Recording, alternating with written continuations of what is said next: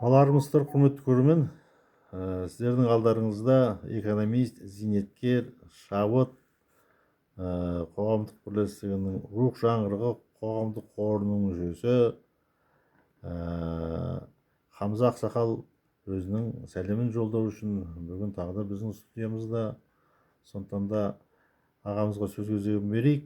Мынау бүгінгі ұлыстың ұлы күні десек те жарасатын үлкен мерекенің қарсаңында. Ал аға, сөз кезегі өзіңізде.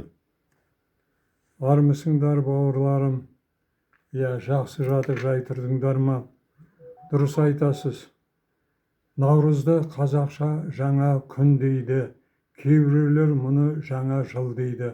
Ал мен көктем келді деп қуанамын, ұлыстың ұлы күні ғой деп қуанамын. Қызыл ақсары гүлдерді жинаймын, ілтипатпен сіздерге мен сыйлаймын. Қыз бала, келіншектер, әже, ана, үй мен дала көркі тек сендер ғана. Сіздерсіз ен далаға мен сыймаймын. Сондықтан бүгінгі мереке күнімен, жүрегімнің лүпілдеген үнімен құттықтаймын мен ақ жаулықты бәріңді ұмытпай қуантамын күн түнімен, әдемі өзіміздің даланың раушан гүлімен.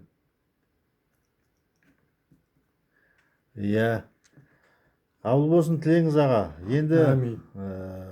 бұл айтатын әңгіме көп, ойды ой қозғайды демекші. Осындай ой қортатын ақсақалдар осы күнде кемде-кемдеп айтуға да болады. Соның ішінде бір белсенділік танытып, өз ойыңызды жеткізбек ниетіңізді мінекей осылай әлемге паш етіп жеткізгіңіз келеді.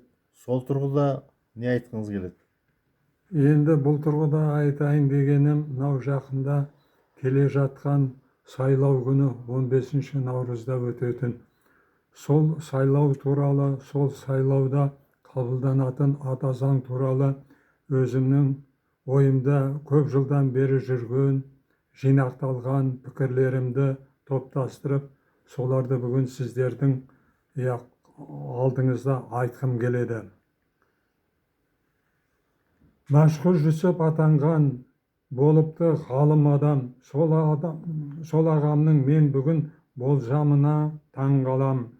Болашақты болжаған, бостарға ұя салған, қой үстіне мәңгілік болады деп арман заман.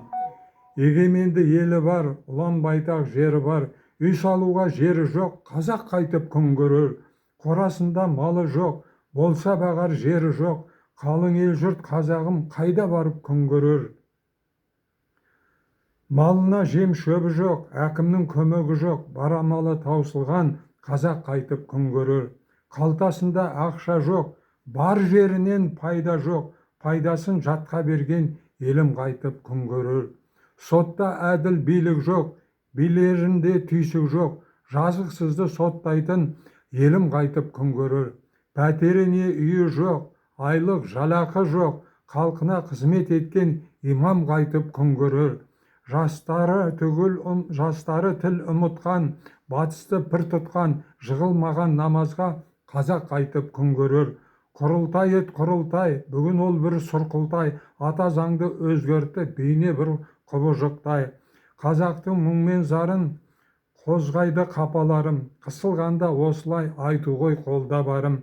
Берсе бізге Құдайым, тірі болса ағайын, мұңзардан құтылудың табар жолдың табайын. Десең сонда не керек? Әрине, ерен еңбек, антына адал болған патшамен билер керек. Әділ жаңа ел құрар, айтқан сөзінде тұрар, керек би басшылар қазағыма бет бұрар. Уа елім, уа қалайық, жаңа жоба жазайық, ата заңды қатесіз халқыма біз жолдайық. Туыс бауыр қалайық, тек Аллахтан сұрайық, содан соң Тоқаевқа дағдар жоба жолдайық. Ата заңның жобасын тек қазағым оңдасын, содан соң сайлауында ақ ниетпен қолдасын. Әрдайым бір болайық, көпке де бұл лайық, ата заңды тек осылай әлемге паш қылайық. Тағы да бізді тыңда, бізді қалайық, сапта бірге тұрайық, берсін бізге Аллах деп бірге дұға қылайық.